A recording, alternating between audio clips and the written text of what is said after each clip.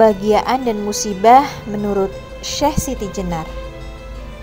Syekh Siti Jenar, seorang utusan Allah yang terkenal di Nusantara tersebut, sudah mampu menghilangkan atau memusnahkan keinginan dalam dirinya. Syekh Siti Jenar mampu menyelaraskan hidupnya berdasarkan kehendak Allah. Sebagaimana narasi kehidupan ini sudah tertuang dalam buku panduan yang disebut Lauhul Mahfudz. Dikutip dari buku Makrifat Syekh Siti Jenar yang ditulis oleh Agus Wahyudi, bahwa catatan-catatan di Lauhul Mahfudz adalah pengejawantahan dari iradat atau kehendak Tuhan. Hidup ini akan seimbang apabila lakon hidup di dunia ini sesuai dengan skenario di Lauhul Mahfudz. Agar cerita sandiwara berjalan baik, maka harus ada keselarasan antara skenario di Lauhul Mahfudz dengan lakon yang ditampilkan di dunia.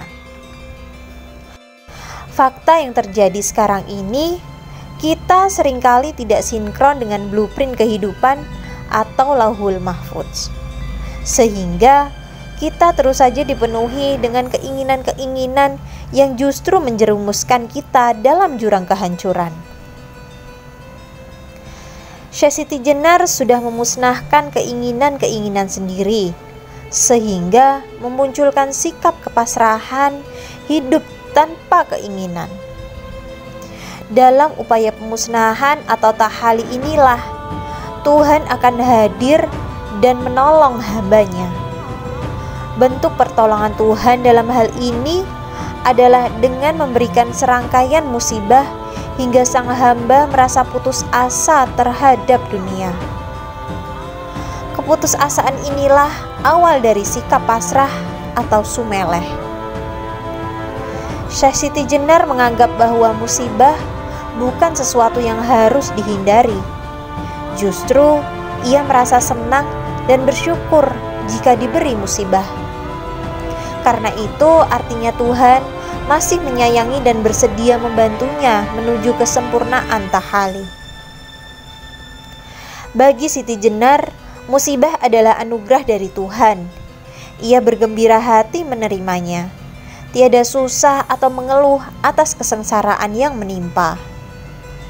Musibah itu didatangkan kepada manusia agar ia putus asa terhadap dunia hingga tiada lagi memiliki keinginan, bahkan pun juga keinginan untuk hidup.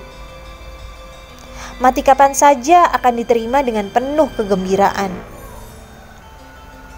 Manakala seseorang sudah merasa putus asa, hampa, sunyi dari pengharapan, dan tiada lagi mempunyai keinginan macam-macam, ia menjadi pasrah kepada Tuhan. Hanya Tuhan saja yang ia harapkan dan inginkan. Nah, dalam proses selanjutnya, setelah sudah memusnahkan keinginan, adalah tahap pengisian atau tahali. Dalam hidup ini, yang ada hanya Tuhan. Setiap detik dan laku kehidupan terisi penuh dengan keberadaan Tuhan. Tuhan akan mengisi kekosongan, kesunyian, dan kehampaan atas harapan-harapan. Duka dan sedih akan terganti oleh munculnya rasa gembira dan bahagia. Tidak ada lagi kesedihan dalam penderitaan karena tidak ada lagi yang diinginkan di dunia ini. Keinginan dan harapan sudah digantungkan pada Tuhan semata. Keinginan dan harapan duniawi tersebut kini menjadi semu. Proses terakhir adalah tajali atau kehadiran, yakni hadirnya keinginan terhadap dunia dalam diri seperti manusia lainnya. Namun, keinginan baru bukan lagi keinginan yang dikendalikan oleh nafsu. Keinginan ini kini menjadi keinginan ilahiyah. Setiap tindakan menjadi tindakan Tuhan. Setiap tindakan tidak lagi ada yang sia-sia karena tindakan ini adalah bentuk pengabdian.